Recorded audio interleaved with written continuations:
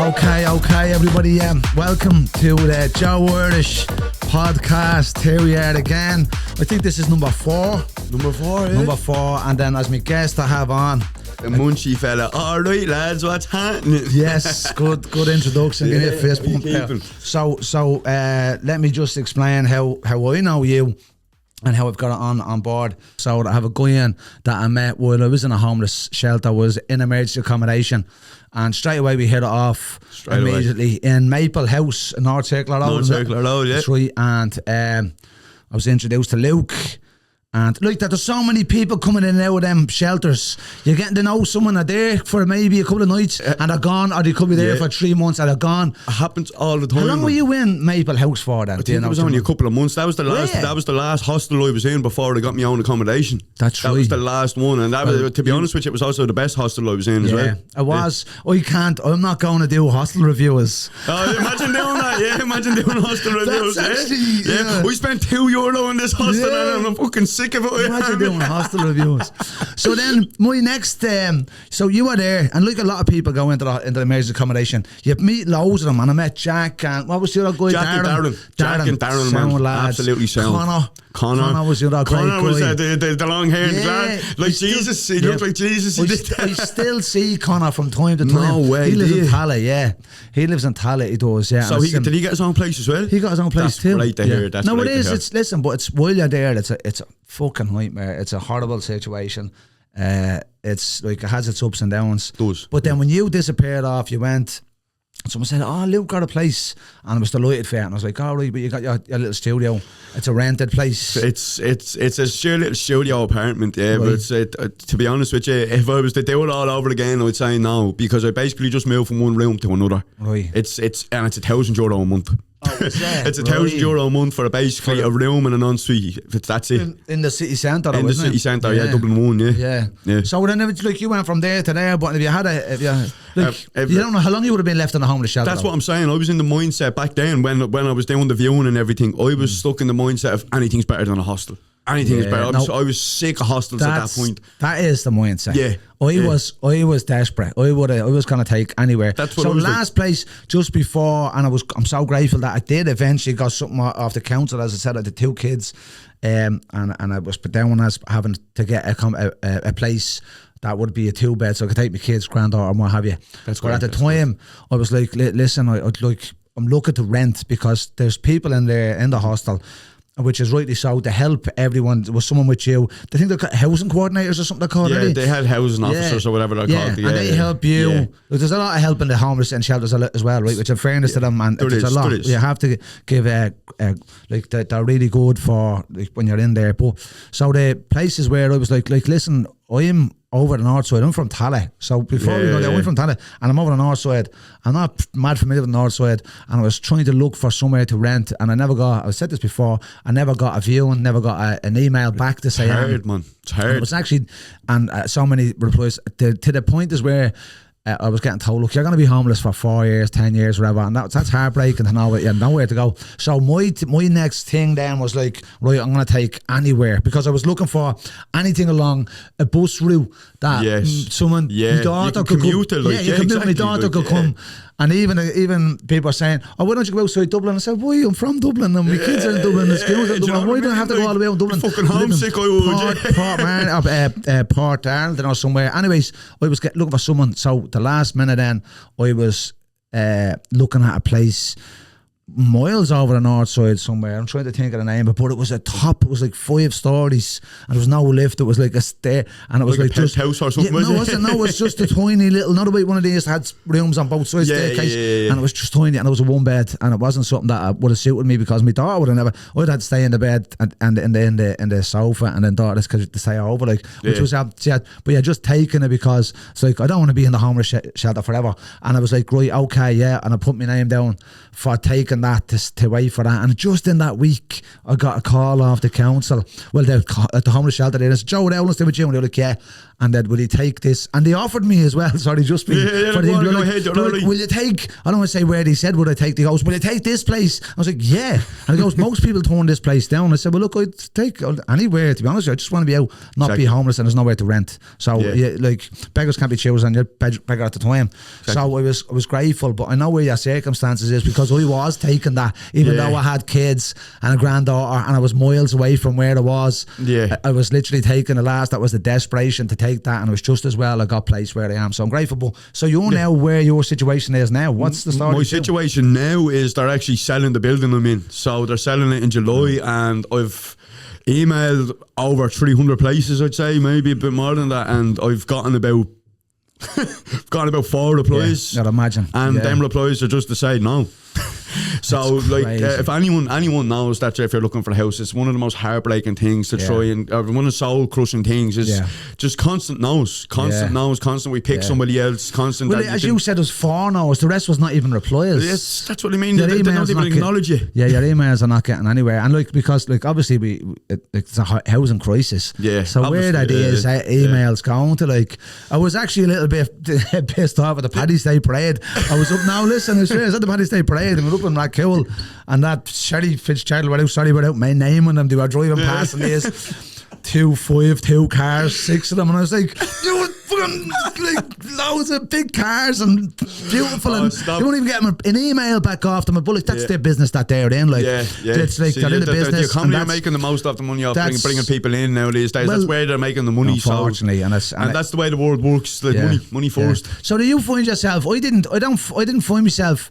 I'm not saying I would say a lot of people in emergency accommodation would find themselves getting pushed, not racist, it sounds horrible to say, no. But like when where you are and you're like, why am I not getting that? And you see people that's not being here at all, and that's not saying like anyone, and I have family understand what you're saying. What I'm saying is that the government stick us in a situation that makes us seem racist. It does, isn't it? Do you know what I mean? The government putting us in a situation.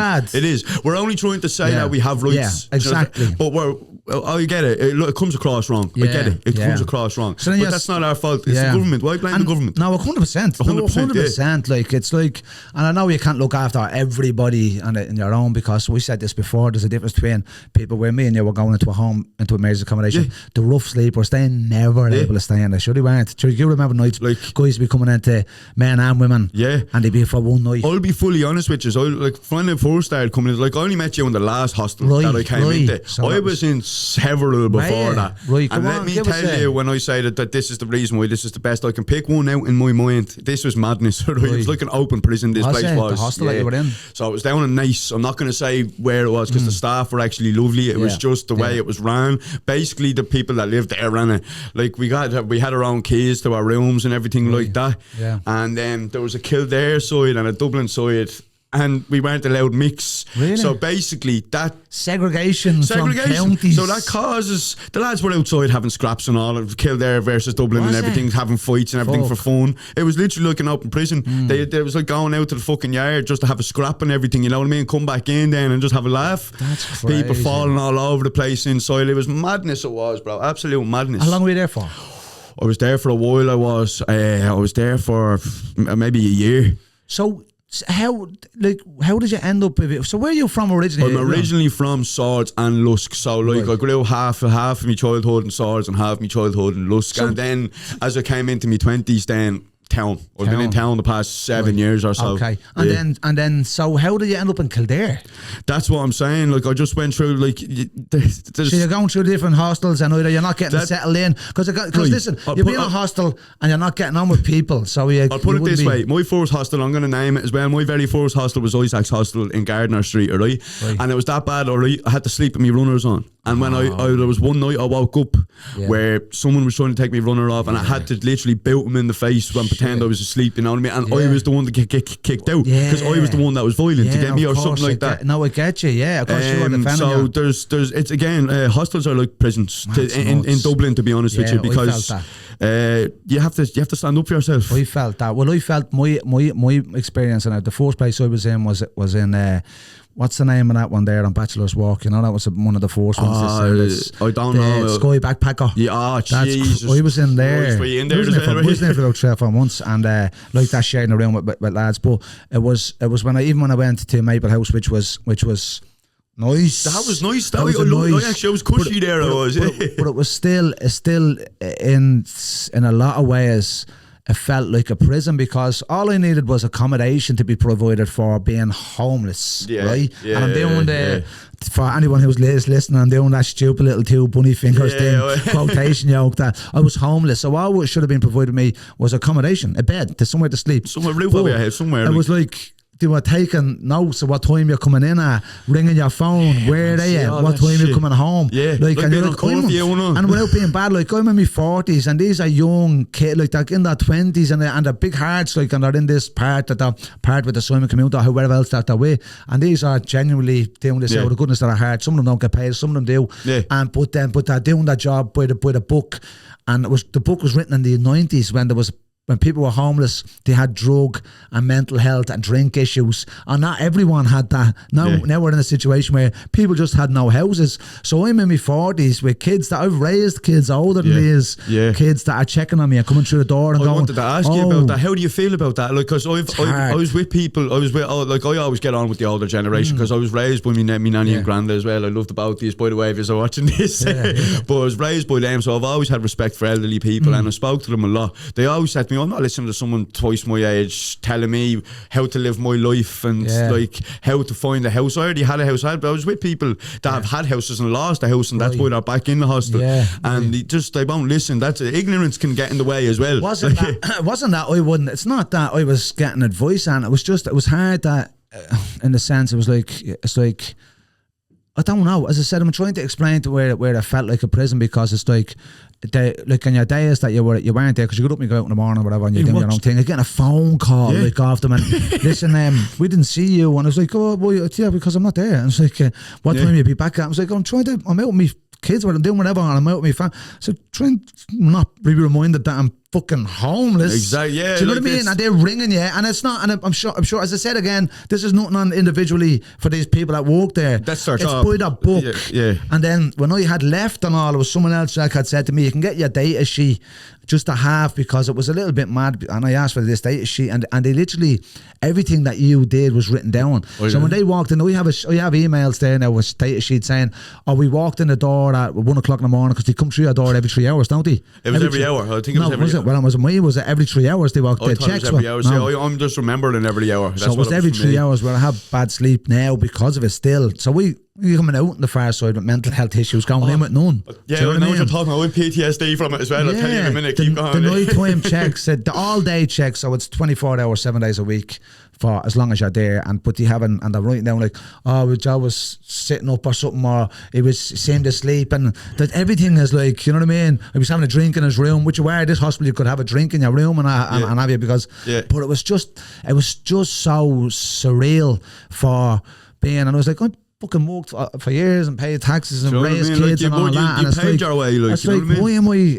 And then you're checking on what time you're back. So anyway, so go. I still had people, like when I first moved out for the first few days, man. My brain kept on thinking that there was going to be a knock on the door. Yeah, that lasts for a while. It did. That lasts for a while. I thought it was just smoking too much weed and it was kicking in. Isn't it creepy? Because we inquired about that. Me and Jack inquired a lot about that.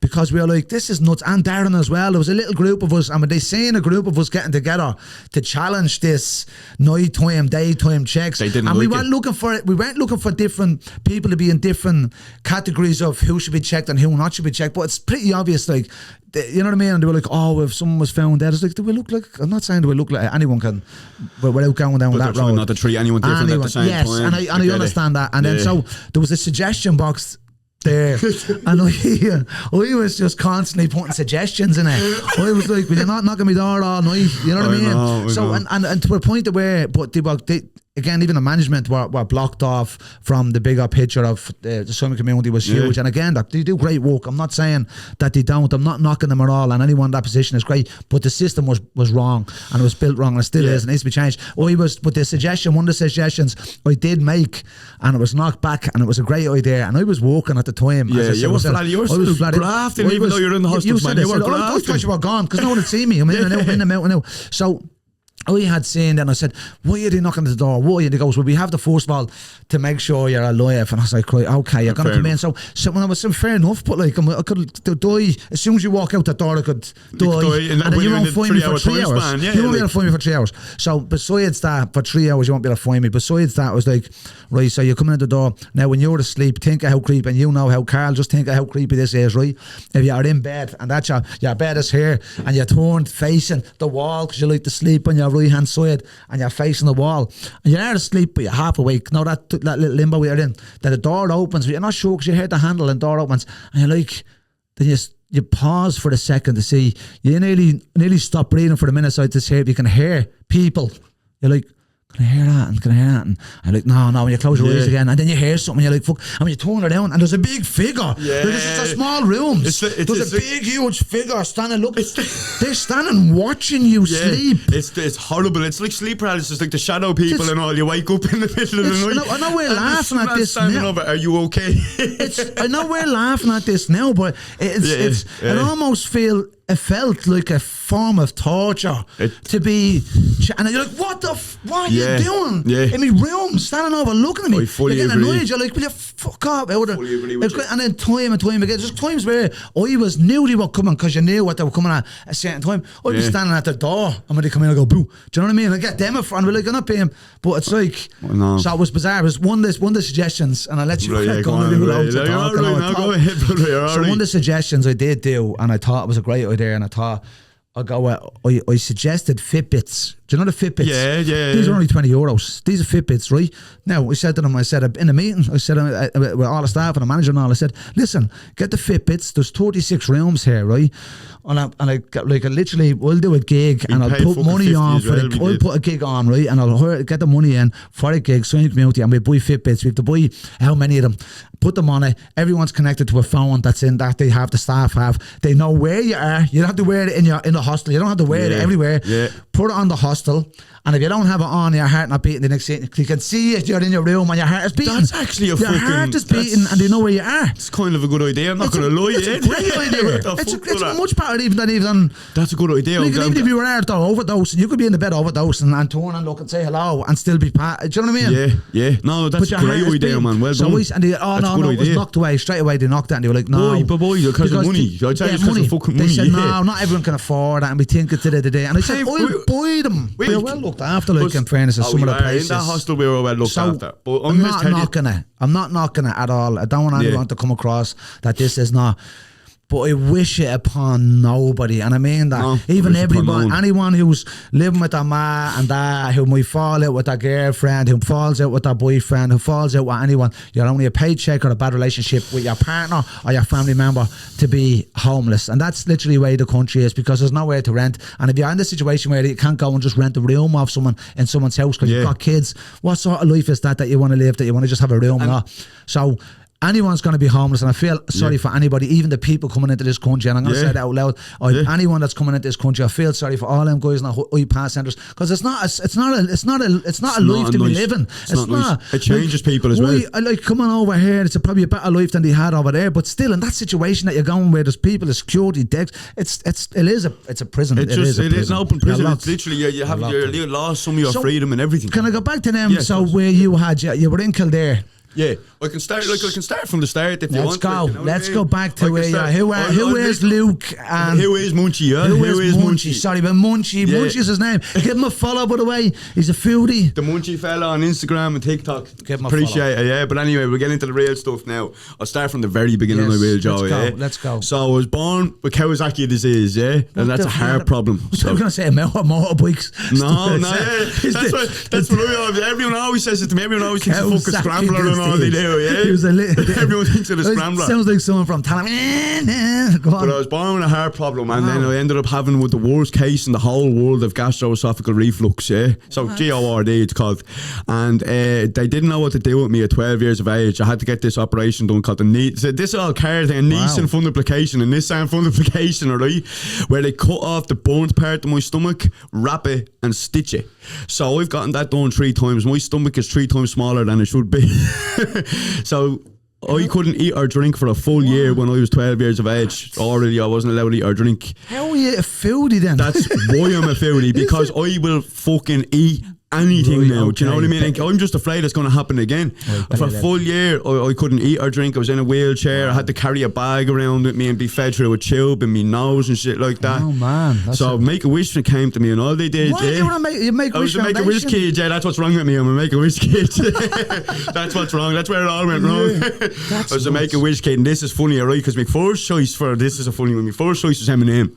But he was in rehab at the time. What's your first choice? You get to pick, you know, for Make-A-Wish. Yeah, so Make-A-Wish Foundation, you're a kid. I was dying. I was nearly dead. I was nearly dead. The last operation I went into, my nanny walked me down, and at 12 years of age, I turned to her and I go, is this the one where I'm going to die? Oh no, yeah, thinking about it now, it's hitting me, you know what I mean? It hits me now when I hear about it. But imagine thinking at 11 years of age, I know I could possibly be dead, 11 or 12 years of age. Scary, crazy shit, man. So I faced death from the moment I was born. Right. Do you know what I mean? Yeah. And I battled it all the way up until 12 years of age. I didn't stop until 12. Good for you. And obviously that took effect on my mental health. So as I got older, my coping mechanism became drugs. I started smoking weed. Well, I started drinking first, the normal. You know, I'm the, what's the word again? The cliche addict. Do you know what I mean? Oh yeah, just the rolling through this. Just started off with the, you know, taking a super drink with the old lad or something. You gave me a Guinness. With your friends only letting it stand. Then you start going out to the bonfires, then the gaff parties, then it goes to the nightclubs, and then the drugs start to get harder as well as the sessions. Do you know what I mean? Don't get me.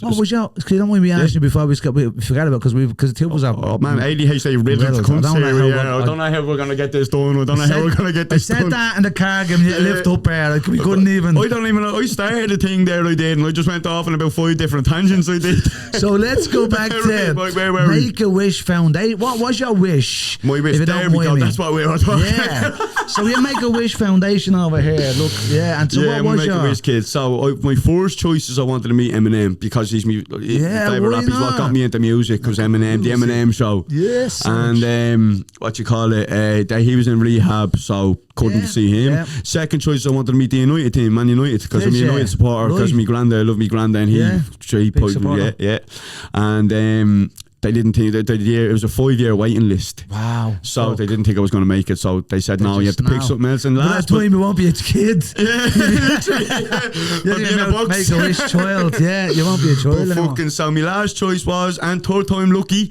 was Neo, the R&B singer, believe it or not. I loved R&B back in the day when I was a young lad. Yeah. I done breakdancing and all I did when I was younger. Yeah. Did you? Yeah, man. Yeah. I got that vibe off you because I think I seen you doing a rap only a while ago. Yeah. I love, man, I'm a man of many talents. I can DJ, I can produce, I can rap, I can eat. That's the thing, I suppose, being having that ADHD and not knowing you're into everything. It's a superpower, man. Yeah, it's a superpower if you know how to control it. Yeah. But that's the problem, we don't know how to control it. I was just saying there a minute ago. Yeah.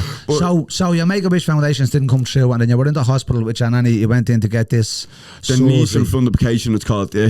What is it? A Nissan fundoplication. Right, okay. And what is that? It's where they cut open my stomach. I'll show you now. Cut open. This was cut open 3 times. Nasty. Can you see that?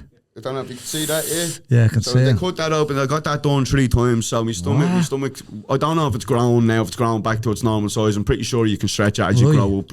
Yeah. But it was 3 times smaller. Like, I didn't think I'd probably be able to eat properly ever again. Really? So what were you at this? This is your 12. This was when I was 12. I'm blessed. It hasn't happened since 12. Wow. Yeah. It's good operation. So I'm on medication, like it's Ansoprazole. So you've been on a medication now the rest of your life? Oh yeah, I've been on medication since I was born. Really? Yeah, I'm on epilepsy medication. I'm fucked. I am. What don't I have? Lower them lights. Yeah, don't make sure they don't flash or that in there. Yeah. Start dropping and having. Me and you are gonna bounce, Carl. If he takes a 7 11 now, were they? And he's first aid trained or anything like that.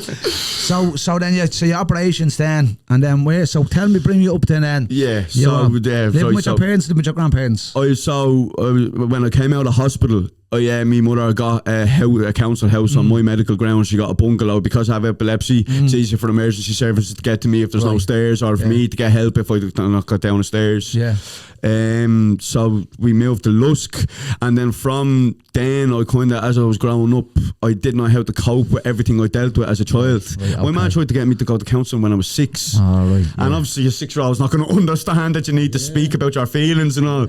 So I found my own way, which unfortunately was escapism, and drugs, music was a good coping mechanism, but then that music probably became nightclubbing. Yeah, it would be. I get you now. Yeah, do you know what I mean? Just gonna say it's probably one of the best coping, is it? Without being like who doesn't. I don't sit down and watch TV. I'll sit down and just listen to music for hours. I would. I'd rather sit down and visuals. Yeah, I like the visuals. If I listen to music, I'll have a YouTube videos on rather than have a. And even the podcast, I'd rather watch the podcasts than listen to them. Do you know what I mean? Yeah, I get you. So, and then you went then. I went from there, and then the drink and drugs. So like, just started from the drink, and then it started taking ease before I actually even done cocaine. Cocaine was what made me odd, but cocaine's the worst for anybody. Yeah. I don't care what anyone says. I know heroin is bad. I know all the tablets are bad. That coke is the devil. That is the devil. I can see it changes people. It changed myself. Yeah. So my family have a history of addiction. My two uncles have addiction issues. My uncle is actually fully sober for 3 years now, and he's the reason why I want to be sober now as well. So that's the journey I'm on at the moment. I'm seeing drugs counsellors. I've been to rehab last year. Yeah. I went to rehab. I did get fully sober for a good few weeks. Yeah. Unfortunately, I relapsed. This is in your Munchie period. This is in the Munchie period. So none of them know. I only actually released a video there only a while ago stating that I was in rehab last month, but what I done was I just stocked up on a load of content. I done a load of videos, and then when I went away, I got someone to upload them for me and pretend to be me. Didn't look like you were gone at all. It didn't look like I was gone at all. Nobody knew. So your online stuff was still churning out, and you were out in rehab. I just had a load. Fair play to doing the rehab. Like it's supposed taking that step, isn't it? Yeah, and if anyone's in my position where like I'll be honest about where I am at the moment. I'm 28 years of age. I still smoke weed every single day because I can't cope with my thoughts when I don't smoke weed. Yeah. If you're like me, get help. There's nothing wrong with it. There's nothing wrong with getting help. That's what was stopping me from actually getting sober. Was I can do it. I can do it myself. That's what you realise when you go into rehab. You fucking can't do it. Stop lying to yourself. Drugs are serious. Bring on serious delusion. Serious delusion. It's nuts, isn't it? The amount of people though that you see that if day in day out that's going through the struggles and end up on the drug or the drink and with mental health issues. And all. So can we go then into how did Munchie come about? Munchie came about now it was an old friend's idea. It was because they seen how much I wasn't an internet person. I'm very secluded. I like to isolate. I'm not gonna. I'm a very private person. I'm actually shy. I was in a sense of, sorry for stuttering there, you were like almost an Instagram virgin. That's what I would have been called because I wasn't on Instagram. I did Facebook a little bit because I'm fucking old. I had Facebook as well, don't get me wrong. Like, but so you went and opened up, so you got your Instagram page. Yeah, I started off the TikTok I did. I started off on TikTok. I started on TikTok, but I wish I started on Instagram first, to be honest. Was that the plan? Was the plan like, I had no plan. It was just start it and see what happens. Straight away, open an account and called it Munchie. Yeah. Munchie was, I started off calling it Munchie Madness. Munchie Madness. But then I realised that sounded like a sweet shop. Right. It sounded like a sweet shop, you get me? Yeah. So we messed around with it with my old friend, we messed around with it, and we found out that the Munchie Fella. The Munchie fella, just Munchie, do you know what I mean? The Munchie Fella. And because I'm a stoner. I'm a stoner, like eating me food. That's what I got from it. When I said, someone said to me, again, one of the other lads that I know from that hostel that we were in, he was like, oh, did you see Luke's kicking the shit out of the internet? And I was like, what? And he's like, yeah, have it. And he sent me up. I was like, what? There were thousands and thousands and thousands of followers. Like, wow, this dude. Yeah, man. It kind of just started taking off at the age, It wasn't something that I'd ever expect to see you popping up. man, me bollocks is the last thing I thought I'd be doing, sitting here at a fucking table. There you go, yeah, and doing a podcast. Yeah, well, man. exactly. I met people like you that I'm grateful for it. Like, I'm very happy about the people I've met through Munchie as well. Met a lot of creative minds through Munchie. Yeah, I think that's once you start doing that, down that little road of where you're going to be doing this. Yeah, exactly. Product of your own environment. Yeah, and you're bringing people in and cutting people out. The Munchie came about. You came about as it was an idea because my friend see me eating a lot of food and he goes, you do know people like watching people eat food on the internet. I was like, what are you talking about? People like watching people eat food. And then they showed me TikTok and all. I was like, I can do that. I can do that. Yeah. I can do it anyway. Yeah, exactly. So they helped me set up the page and everything. I've done all that, and then it's just and you have that thing about it. You obviously like you have that the little presence. Yeah, people and then like your smiley guy. You see his posts, you want to watch it, and then it's like, oh, look at that, and you see the food dripping, and it's like sometimes it goes. I'd imagined that people don't want to see people's food pouring out, but then that's more like it's like nearly when you enjoy a meal. Like we do say lads, the meal was so nice. You need licking your elbows. Oh no, that's what I'm saying though. But that's so you can get stuck into it. And when I see you doing it, I was like, stuck in. I'm waiting for nothing straight in, no kissing. So the Munchie fella, Munchie, gave me a shout yesterday, and I did a food review. His first one as well. I'm grateful. I was so happy that I get to do your first food review, brother. Food review yesterday with Munchie and let's give it a shout out. Lamb's Deli in Ballyfermot. There's a lot of lambs. It's like Lamb Street, isn't it? There's so many lambs on that line of our shops, man. I swear to God. We're in Lamb's Deli. We're in Lamb's Deli. We were yesterday. Shout out to Andrew and Frankie that were in Lamb's Deli. Yeah, Frankie is the chef and Andrew that does the drinks. Them drinks. He needs to start making cocktails. He does. Yeah, he needs to start making his own cocktails. It wasn't, from my point of view, it was very impressive. Like you had said to me, right, come on, they're gonna lay out the food or whatever, and we're gonna give it a shout in. And we went into all the other lambs before we got there. It was like they're all related, Carl. I don't know if you know that. You know the story of them? Yeah, do you know the story behind it? So we'll tell out. I don't know the full. Do you know the full story? They're all having it. So without making them kill each other after. Listen, if someone listens to this, there's no offence here. Take it nice and lightly. Apparently, there's a family. And they all sort of fell out slowly. They're all falling out, so they're all just branching out like individually. So there's the four. There's original lambs, there's new lambs, there's the Lamb's Deli. And then there's that Lamb's Ice Cream place. Lucky Lambs or Licky Lambs or whatever. Lucky Licky. Yeah, and it was... I pulled up yesterday. He rings me, he does. I pulled up. Me confused as fucky. Yeah, I pulled up on the Ballyfermot, and I was like, there's all these lambs and not one sheep. I thought I was bringing it to a farm. Little Bo Peep has lost her lambs. She goes to Ballyfermot. That's where she should go to. But I seen them all. There is a few animals out that way, just no lambs. I didn't know. And then I was like, which one is it? So, but it was nice. We went in, and it was the guys. It was the deli, because they do a deli during the day, and they do. Spice lunch what were you saying yesterday? They're a deli. They're a deli. This is a deli. Yeah. Rapid deli. This is a deli. Yeah. I have to say, I was shocked with it, man. Yeah. I even said it in it. I'm getting the carbonara just because I've never seen the Chinese doing a carbonara. Yeah. And I don't want to ruin it around because the field review will be up first, won't it? So.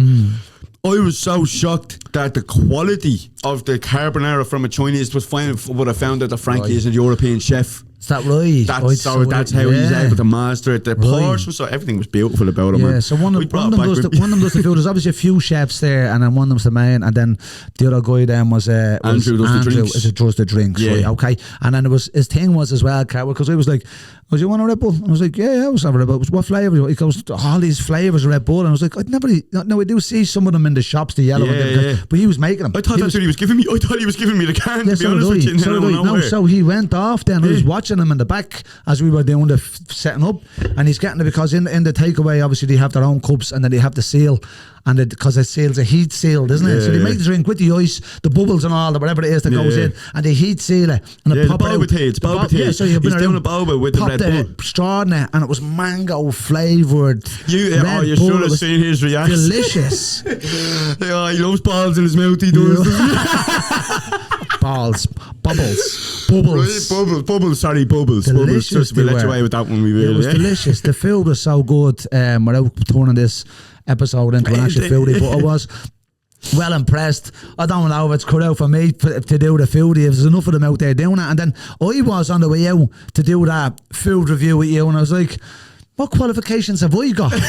What? And do you know what? You don't need any Listen, qualifications. you know what qualifications I have to review food? I'm eating food the last 46 years. Yeah, look, don't get it I wrong. was There's on no- solids after 6 months. Don't get it wrong whatsoever. Right? I want to stress this to people that look up to food reviewers. No, there's Yeah. no talent involved in it. Yeah, I'm well, going to be honest with you. There's but- no talent. You just eat. but I get it. It's your opinion, and everyone has their different opinions, right? But I get it also where there's guys that can tell the flavours and what's mixed in, that's Yeah. in the business. I have no qualifications at all. You are a horrible culinary. Like, if it doesn't go in a microwave or an air fryer, I can't fucking cook it. Yeah. Do you know what I mean? Is it a culinary chef? Is that Culinary what- arts. Culinary Culinary arts, Okay, well, so yeah. without knocking the culinary arts, which is highly respectful, Oh, and yeah, anyone very, that very, does yeah, that highly is respect, was well on Yeah. board. But it's the same as that. As go, how are you a film critic? What movies have you been in? Yeah. I you know what I understand mean? now. I do my best. Like, when the camera goes off, I actually speak to the chefs all the time. Yeah. Because I always thank them. Always thank them. Yeah. It's just out of respect. And I know that they're cooking for someone that doesn't even have a qualification. But then- and then I'm Yeah. going and then criticising it. So I'm grateful. Yeah, I'm grateful yeah. all the time. But then it's the other side of it is where it's like like these guys, if you have any way of a bubbly personality, or you have presence, or you can do the camera thing, and not everyone can do that because you put a camera in someone's face. Yeah, they shit themselves. First time. I've been there, done that when Yeah. I was doing little and small acting class. No, I do it like it felt like a gobshite. Yeah. So if you have any way of presenting whatever it is that you've got, whether it be food or drinks or whatever else, because people people just want to see everyday normal people. Review wanna stuff, see everyday clothes. life. Yeah, That's yeah. why these guys are. Oh, that's how influencers is such a big thing these days. Because I hate that terminology. people- I do. I'm Yeah. not going to lie. I don't like it. I just say You know, it's I hate it because that's what I am basically. Well, you know, I am an influencer. I get it then. No, I'm an influencer, but like, It's just 'cause there's a is stigma around it. Is There's a every influencer go like? I'd love to be the bad influencer. Oh, you want to check out this car for Robin? It's dead handy. Yeah, Like, could you be? there's actually someone that does that on Is TikTok, there? man, where a day in the life of a robber and all, and he does Really? like, it's all comedy skits Yeah, no, as well. so, but I'm saying, because I'm sure there's people that influence people to be bad. Yeah, that's what I'm not jaded. I wouldn't be one of them. I definitely wouldn't. I don't like them type of people now that like see like It's like to be, I understand I smoke weed, right? But I'm not going to publicise it as much as I possibly can. I understand my name is Munchie. That's enough publication to say that I smoke weed. In the you know what I mean? It makes a sense, doesn't it? If you seen his joke, you'd be like, Munchie, and he's like, man, this is... You can blindfold me with a noodle, you could, for fuck's sake. He has to stick his tongue out to see where the food is. This food is banging. But you get that. Make love to the fucking food, I do. But you get that, but like, because then I'm sure there is weird influencers, because it's legal so many places around the world. There is. I'd love to do stoner It's content, really, I would, but at the really- same time, as I said, I have morals. I don't want kids watching me, and I'm there saying, "Oh, this weed is lovely. I It don't smells want kids beautiful." watching me. Yeah, do you know what I mean? But we don't have any control over that. What we have control over is what we put out. Yeah, well, I don't know, because on all the YouTube, if you pop something, when I put this out on the YouTube, I hate not for under 18s. Because I don't. Do you know what I mean? Now I've started to kind of not really give a fuck, because I want an older audience. Do you know what I mean? Yeah. I do want an older audience. I don't want my content for kids, to be honest with you. Yeah, no, of course. I don't want to relate to a child, you know, in that way. Do you know what I mean? Like, yeah, but the older you get. So what's the plan going forward for Munchie? Like, where do you see I have a lot of plans. I have a lot of plans, man. There's going to be cool merch and all coming out. The Munchie merch is going to be coming out, man. I can't wait for that, and I have a very good. It's going to be for mental health. It's going to be for mental health, and it's going to be great, man. I want to kind of keep that under wraps, and I'm going to talk to you about it because I want to get you involved in it too. It's going to be great. It is, man. It's going to help people with loneliness, depression, stuff like that. It's going to indicate in a way where you don't have to say that you're sad. Yeah. Do you get me? Yeah. Like, if you see someone, I'll just say, do you know what? Fuck it, we just say it because I'm too excited about it. I'm too excited. Let's go. go. So, like, basically, like, if you see someone wearing a Munchie Fella jumper jacket, you know that they're up for a bit of food. You don't have to go. You don't have to start the awkward conversation alone. You just walk up for a bit of grub, bro, and just go get a bit of food and everything, and that sparks the conversation. You know what I mean?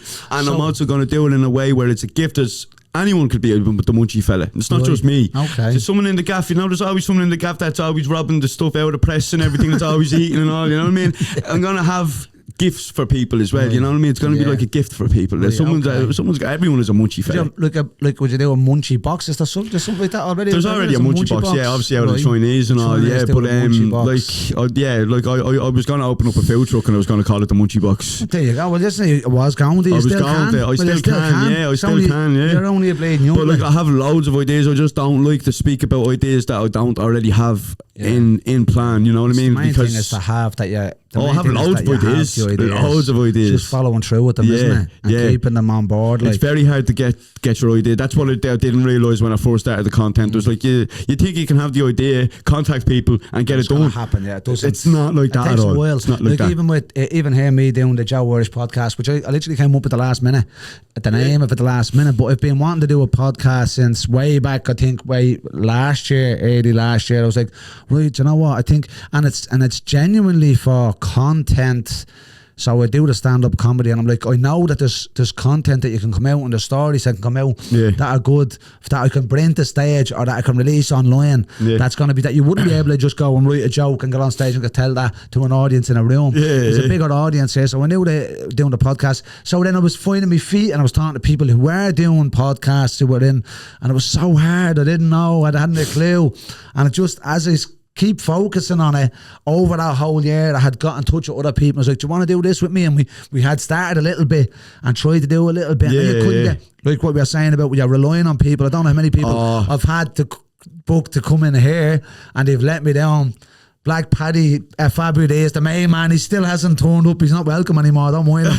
No, he was my first guest. I've never spoken to him. He was before. I know him well. I know him well over years. I've never met him. Listen, he's sound. I love him. He's a great guy and he does his own thing. And he's super busy. Mad, bro, he's super busy. But he was one of my first guests, and then he's supposed to be on the following week. Then he was like, then a voice messages and all. Haven't he from? I was like saying, come on, drop the there to pick him up. Anyways, there's always something that's going to get in your way and slow you down in a little bit. And it's like, if you're going to be dependent on people. So it ended up going, do you know what?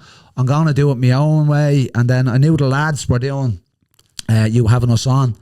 Them boys were doing this. Isn't that right? Yeah. And they were doing that. And I was like, watching this studio, it looked great. And when they asked me on, I come in and I spoke with them. So things just progress and slowly, surely. I'm going to speak to the both of you because I have a great idea for all of us. Even now where I feel, and I said a little bit earlier about it, I still don't know which way this podcast is going to go. I don't know. Obviously I'm a comedian, I wanted to keep it, but I don't want to just go full tilt fucking, this is hilarious. No, I think you should just keep to be touching on little bits of it as well, but we'll see how it goes. Do you know what? I forgot to tell you the story. I'll tell you. You can just cut this back. You know what I mean? To the way I was talking about being in hospital. We won't cut it back. We're just going fucking crack on. Who's he think he is?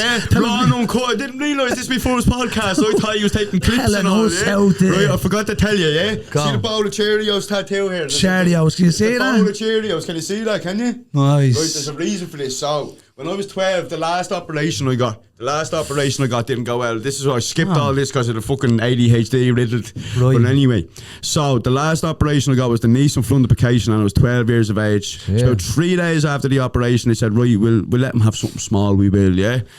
So I said, I'll start off with a bowl of Cheerios. So grand, gave me the bowl of Cheerios and all they did, alright? I was sitting there and I took 2 little spoonfuls and I was like, full already, is that normal, like? Right here, right, you know where this is going? No. So eating a bowl of Cheerios, alright, and I was sitting there for a minute. I had this dressing and wrapping around me stomach and all, alright? Yeah, from that way. And out of nowhere, I just felt a little pop, alright? I'm not messing. I pulled down the dressing and it was digested milk and Cheerios pouring out of my stomach. I swear to God, I was in shock, 12 years old. Man, look at this. Oh my God. Ran out, got the fucking nurses and everything. Come running in, crying, she was. What? Did they not stitch you up proper or something? No, that was the problem because I've had 47 operations in my life. Yeah, 47. I've had 47 operations. You like the little operation, man, that you do the kids get to play a book on. It's hard to get a bad fucking thing. Fucking hell, no, fair play. Well, you're meant to be here. You're meant to be here. But so this is why I couldn't eat or drink for a year. I skipped all this because, again, the ADHD. Right. This is why they had to let it heal naturally. they brought me over to Hong Kong. They didn't know what to do with me over here. They brought me over to Hong Kong and they said, look, there's nothing we can do. His insides are like jelly. What? So he has to heal by himself, and it took a year. So did you get then the intravenous, or were you fed through the straws? So it was a tube going in my nose, down into my stomach, and I was being fed, I think it was 16 hours a day. What? Yeah, so I carried a bag of it around. You had your I was just dripping. I wasn't even allowed to drink water or nothing. Anything I swallowed, literally anything I swallowed was pouring out a hole on my stomach. So even when I was swallowing saliva, it was just constantly pouring out my stomach. So you couldn't swallow it because it went straight there. So this tube was from you had food. I had a machine on my back. I was carrying all the time. That'd feed you. And that would feed me. Yeah. That would feed me. That's why my head was fucked when I grew up. How old were you when you went to?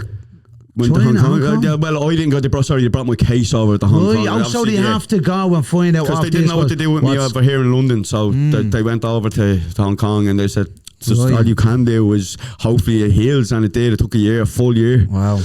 I wasn't allowed to drink water or nothing, so I'd just be chewing on sponges of water just to wet me mouth and everything. I had to spit it out and all. So, and how are you now?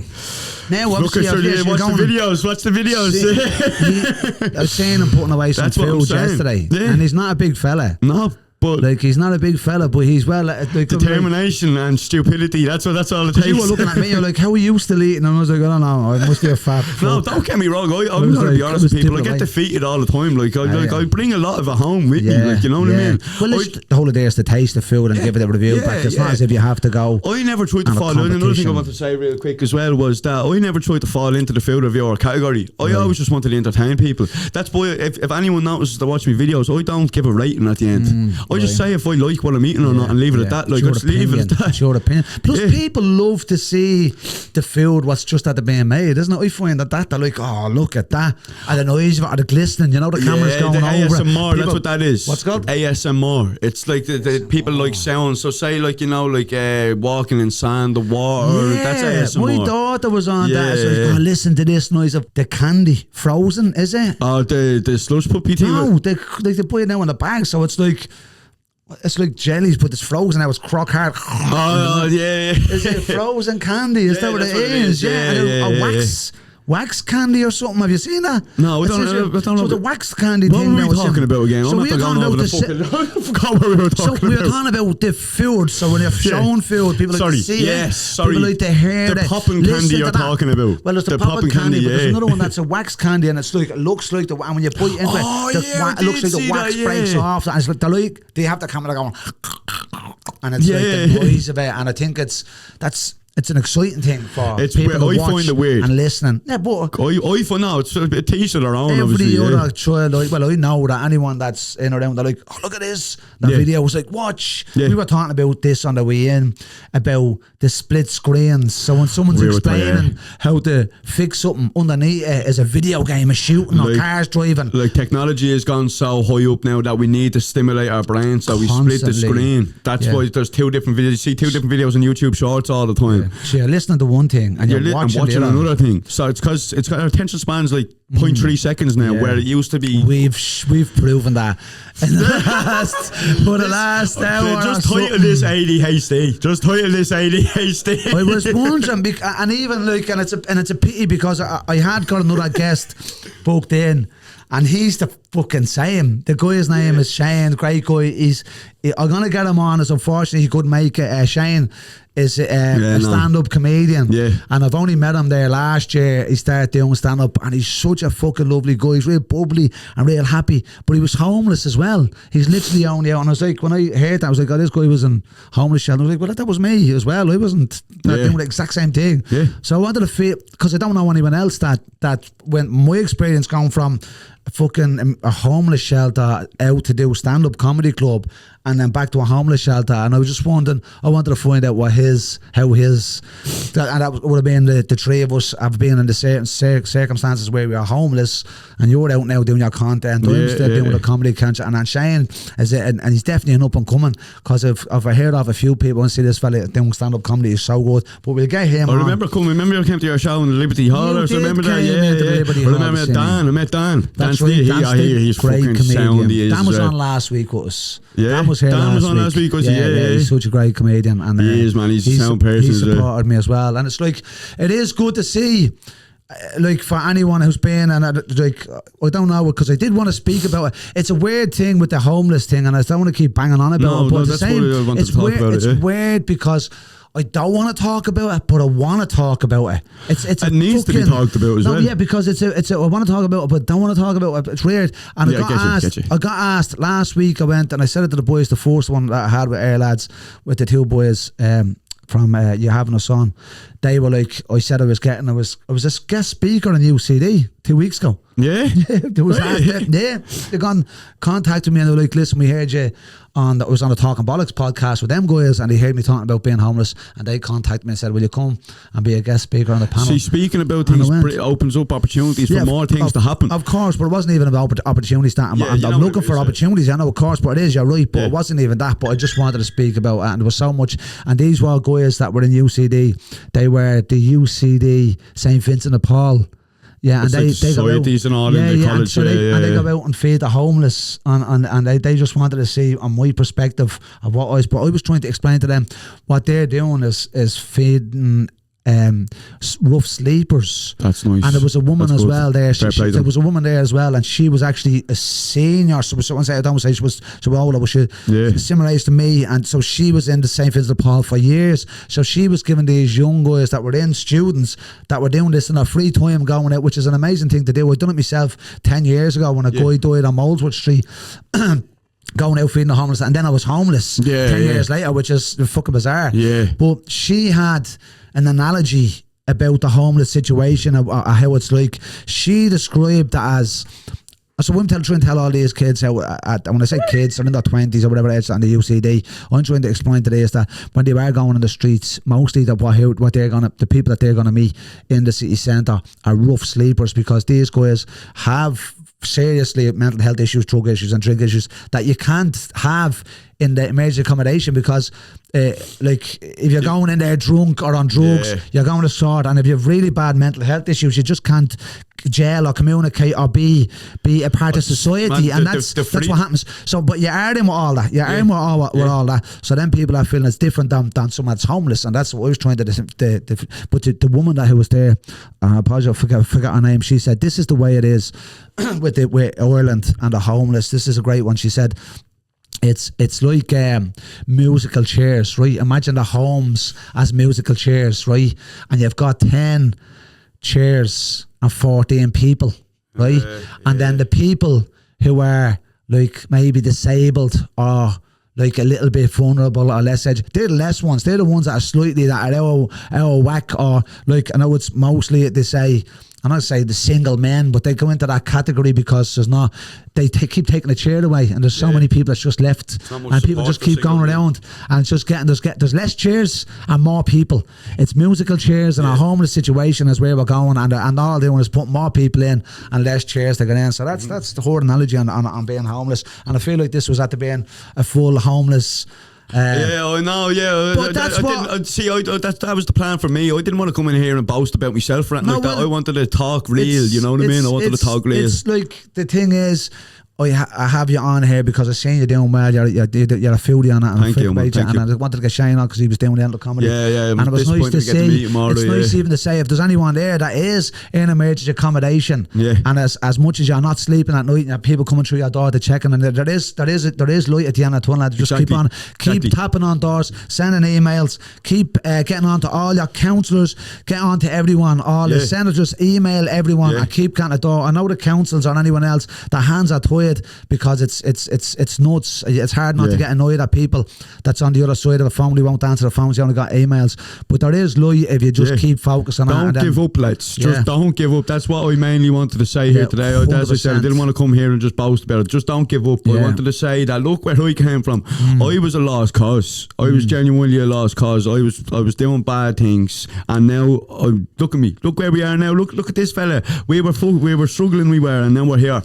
Now we're here doing own things, trying to make something of ourselves. Yeah. So there's a hope at the end of the line. So Yes, I'm gonna wrap that up there on that one. That as I said. So I feel sorry for anyone that's in emergency accommodation, which is thousands of them. Even worse for the kids, because you can't be looking at your mother and father, or your mother even crying, and then not being able to do this. And it's such a sad series. So there is life at the end of the tunnel if you just keep focused, keep steady, and keep that. And well done to anyone that's Vincent de Paul, Sound Community, Peter McFerry. Well done to everyone else. And gonna give it up for me good mate Munchie here, Luke Fella, and Carl over there. Give Carl a round of applause. Thanks again for tuning in. If you can get a listen to the Joe Irish podcast, give the Munchie number Fella, one podcast now, by the way, the number one podcast. Give Munchie Fella a follow. Thank you very much, and that's a wrap. You up.